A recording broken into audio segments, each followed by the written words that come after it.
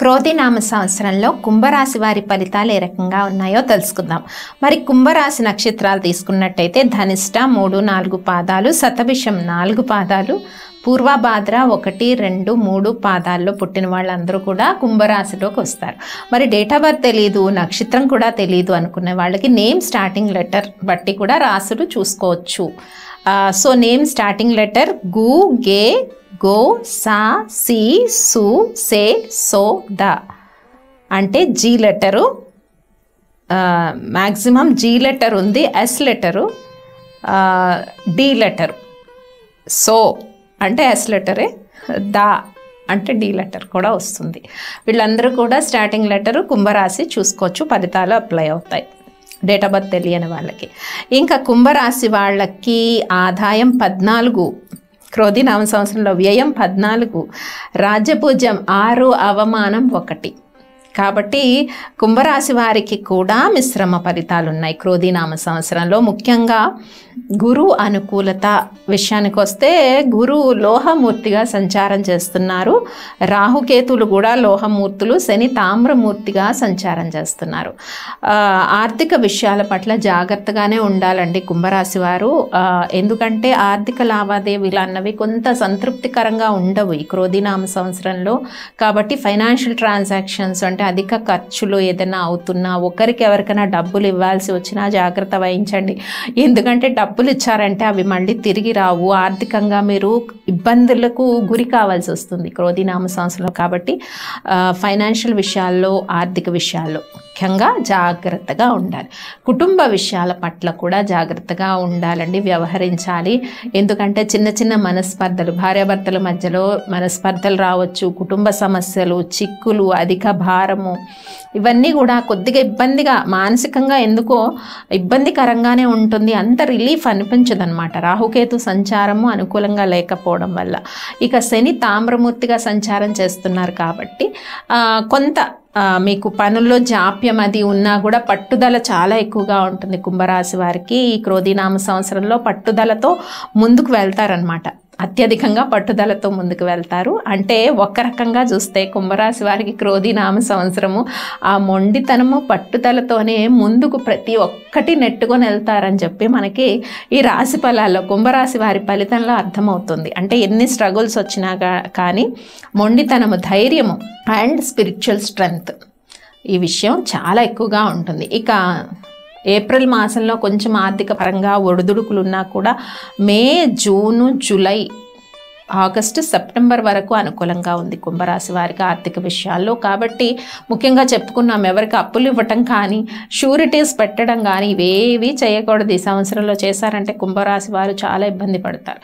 అయితే మే మాసం నుంచి మనకి సెప్టెంబర్ మాసం వరకు కూడా కొంత అనుకూలత ఉంది. ఏదైనా స్థిరాస్తి కొనుక్కోవటం కానీ, లేదా పిల్లల హయ్యర్ ఎడ్యుకేషన్ అది బాగుండడము, ప్రైమరీ ఎడ్యుకేషన్ కూడా మంచి, పిల్లల యొక్క పర్ఫార్మెన్స్ బాగుండడం కుంభరాశి వారికి May month to September month వరకు అనుకూలమైన ఫలితాలు ఉన్నాయి. మరలా ఫిబ్రవరి, మార్చ్ మాసాలు 2025 ఈ 2 మాసాలు కూడా మళ్ళీ అనుకూలంగా ఉన్నాయి. కాబట్టి ఏదైనా సరే కొనుక్కునే ముందు, స్థిరాస్తి కొనుక్కునే ముందు, దేనిలోనే ఇన్వెస్ట్ చేసే ముందు, బిజినెస్ పరంగా కానీ ఇన్వెస్ట్ చేసే ముందు 1-2 సార్లు ఆలోచించుకొని అడుగు వేయండి. తొందరపడి అడుగులు వేస్తే చాలా ఇబ్బందుల్లో పడతారు. ఎందుకంటే రాహుకేతు సంచారం, ఇటు శని సంచారము, గురు సంచారం కూడా పెద్దగా అనుకూలంగా లేదు. కాబట్టి కుంభరాశి వారికి నేను చెప్తున్నాను, ఓన్లీ మనకి మే నుంచి సెప్టెంబర్ వరకు కొన్ని మాసాలు అనుకూలంగా ఉన్నాయి.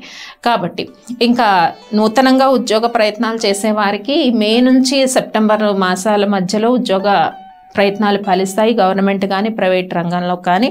నూతన వ్యాపారాలు కూడా మే మాసం నుంచి సెప్టెంబర్ మాసంలో మీరు ఇన్వెస్ట్ చేసుకుంటే బిజినెస్ ట్రాన్సాక్షన్స్ అనేవి పాజిటివ్గా ఉంటాయి. ఇక కళాకారులకు, రాజకీయ నాయకులకు, మార్కెటింగ్ రంగంలో ఉన్న వారికి, మీడియా రంగంలో ఉన్న వాళ్ళకి, రైతులకు, వీళ్ళందరికీ కూడా మే నుంచి సెప్టెంబర్ వరకు ఉండే టైం ఏదైతే ఉందో అది పాజిటివ్గా ఉంది. ఏ పనులైనా, స్థిరాస్తి కొనుక్కోవాలి, పిల్లల్ని హయ్యర్ ఎడ్యుకేషన్కి చదివించాలి, ఇంకా వివాహ విషయాలై, పిల్లల సంతాన వివాహ విషయాలై కానీ, అంటే ఎదిగిన పిల్లలు ఉంటే, మీ ప్రయత్నాలన్నీ కూడా ఈ మాసాలలో చేసుకుంటే May month to September, February, again 2025 మార్చి ఈ మాసాలు మీకు అనుకూలంగా ఉండబోతున్నాయి అన్నమాట. ఇక కుటుంబ పరిస్థితులు, చిక్కులు ఎట్లా ఉన్నా కూడా చక్కగా పరిష్కార మార్గాల్లో శివారాధన చేసుకుంటే చాలా మంచి సత్ఫలితాలు ఉన్నాయండి.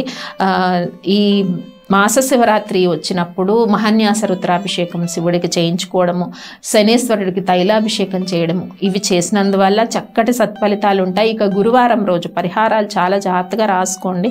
గురువారం కొంచెం పాలకోవ పంచడం సాయిబాబా గుళ్ళో, శనగల్ని పంచడం చేసినందువల్ల ఆర్థిక పరమైన ఒడిదుడుకులు కానీ ఇబ్బందులు కానీ రాకుండా ఉంటాయి కుంభరాశి వారికి. ఏది ఏమైనా క్రోధినామ సంవత్సరంలో కొన్ని మాసాల పాటు అనుకూలంగా ఉన్నా కూడా మిగతా మాసాల్లో కుంభరాశి వారు జాగ్రత్తలు తీసుకోవాలి. ఆర్థిక విషయాలు కానీ, మాట్లాడే విషయం కానీ, మీ విసుగు చిక్కాకు ప్రదర్శిస్తే అనవసరమైన అపార్థాలు, రిలేషన్స్ దూరం అయిపోవడం, ఇవన్నీ కూడా అపార్థాలు చోటు చేసుకుంటాయి. విద్యార్థులు కొద్దిగా అత్యధికంగా కష్టపడాల్సి ఉంటుంది. గృహిణులకు కూడా కొంచెం పేషెన్సీ లెవెల్స్ అనేది ఇంప్రూవ్ చేసుకోవాలండి. ఏ మాత్రము మనము అశ్రద్ధ చేసిన కుటుంబంలో మానసిక అశాంతి, తద్వారా మీకు అశాంతి, సొంత వారు దూరం అయిపోవడము, ఇలాంటి ఇబ్బందులు ఉంటాయి. ఇంకొకటి కుంభరాశి వారు ఎట్టి పరిస్థితుల్లో బంగారం తాకట్టు పెట్టడం కానీ, అప్పులు చేయటం కానీ, ఈ రెండు కూడా ఈ క్రోధినామ సంవత్సరంలో చేయకూడదు. దీనివల్ల చాలా ఇబ్బందుల్ని ఎదుర్కోవాల్సి వస్తుంది. కాబట్టి ఏది చేసినా సాహసోపేతమైన నిర్ణయాలు ఏవి తీసుకోకండి. ఎలా ఉండేదాన్ని అలా కొనసాగించడము, దైవనామ స్మరణలో గడపడము. ఆ అర్ధనాదీశ్వర శ్లోకాలు ఉంటాయి, చాంపేయ గౌరార్థ శరీరకాయ అని చెప్పి ఆ శ్లోకం చదువుకున్న వల్ల 11 శ్లోకాలు ఉంటాయి. అవి చదువుకోవడం వల్ల కుటుంబంలో మానసికమైన శాంతి పెరుగుతుంది. మీకు చక్కగా తర్వాత ఈ ఆర్థిక లావాదేవీల ఇబ్బందులు చాలా వరకు తగ్గుతాయి. ఇంకా నూతన ఉద్యోగ ప్రయత్నాలు ఫలిస్తాయి. ఎవరైనా కాంపిటేటివ్ ఎగ్జామ్స్ రాస్తున్నారు, గవర్నమెంట్ జాబ్స్, వాళ్ళు ఎటువంటి పరిస్థితుల్లో పేషెన్సీని ఈ సంవత్సరం కోల్పోకండి. ఏదో మాకు రావట్లేదు, మాకు ఎప్పుడు ఇంతే, మాకే కష్టాలు వస్తున్నాయి, మీకే కష్టాలు అన్నవి ఏమి ఉండవండి. మీ కర్మ ఫలాలు బట్టి కష్టాలు వస్తాయి, అది గుర్తుపెట్టుకోండి. మీకే వస్తున్నాయండి. అందరూ బాగున్నారు, పుట్టిందని ఏడుస్తూనే ఉన్నానంటే మీరు చేసుకున్న కర్మలు అటువంటివేమో, గత జన్మలో వచ్చిన కర్మలు ట్రాన్స్ఫర్ అవుతాయి. కాబట్టి ఈ జన్మలోనే అన్నీ ఉండవు, గత జన్మలవి ట్రాన్స్ఫర్ అవుతాయి. ఈయన ఈ జన్మలో కూడా మనం చేసుకున్నవి కూడా అనుభవించాలి, అన్నీ ఇక్కడే వస్తాయి. కాబట్టి మాకే వస్తున్నాయి, మేమే ఇబ్బంది పెడుతున్నాం, ఇదొక ఏడుపు రాసి ఇలాంటి కామెంట్స్ పెట్టినా యూజ్ లేదు. మీ కర్మని మీరే ఫేస్ చేయాలి. కేవలం రాశి ఫలాలు కానీ, ఈ ఆస్ట్రాలజర్స్ కానీ ఒక గైడెన్స్ మాత్రమే ఇవ్వగలుగుతారు. ఇలా చెయ్యండి బాగుంటుందని మాత్రమే చెప్పగలుగుతారు. ఎవ్వరూ మీకు ఏమీ చేయలేరు. కాబట్టి ఈ నిరాశ, నిస్పృతి దీనికంటే కూడా మీరు చక్కగా భగవద్నామ స్మరణలో గడిపారనుకోండి. చెప్పాను కదా పరిష్కార మార్గాలు. చక్కగా గురువారం రోజు పాలకోవా పంచడం సాయిబాబా గుళ్ళో కానీ, పేదలకు కానీ పంచండి. నెలకొకసారి మాస శివరాత్రి రోజు మహాన్యాస రుద్రాభి ఇవి చేస్తే మానసిక ప్రశాంతత ఉంటుంది. మనం ఇంకొకరిని గురువుల్ని కానీ ఎవరిని దూషించామనుకోండి, మళ్ళీ ఫలితాలు రివర్స్ కొడతాయి. మంచి చెప్పే వాళ్ళని దూషించటము, వాళ్ళతోనే అసంతృప్తిగా ప్రవర్తించడం, మాకు ఇంతేనండి. ఎవరి మీద కోపం చూపిస్తారండి? ఎవరి మీద మీ తాలూకు ఇది చూపిస్తారు? మీ కర్మకు మీరే బాధ్యులు. కాబట్టి ఏ ఫలితాలు ఎలా వచ్చినా కానీ దాని పరిష్కార మార్గాలు ఏం చెప్పారో ఆ రెమెడీస్ పాటించడమే ఉత్తమము.